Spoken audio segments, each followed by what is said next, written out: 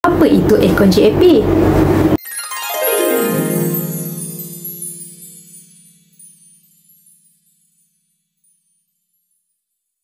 Hai, Assalamualaikum tuan-puan. Akaun Gold Accumulation Program JAP itu kaedah simpan emas paling mudah dan paling murah di Malaysia.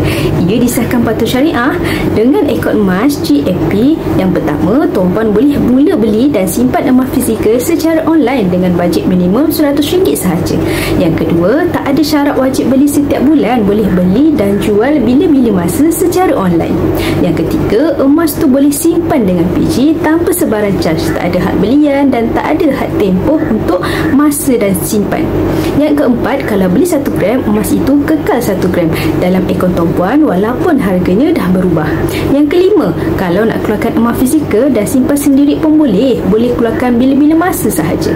Yang keenam, boleh keluarkan emas fizikal paling kecil 0.5 gram, paling besar emas terbaru 12.5 kg.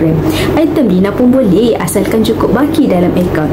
Dan yang ketujuh, boleh minta PG puskan emas terus ke rumah melalui servis yang dinamakan GIT Gold in Transit. Tuan-puan yang nak mula menabur emas di akaun JAP dengan ilmu, jom saya bantu sebaiknya.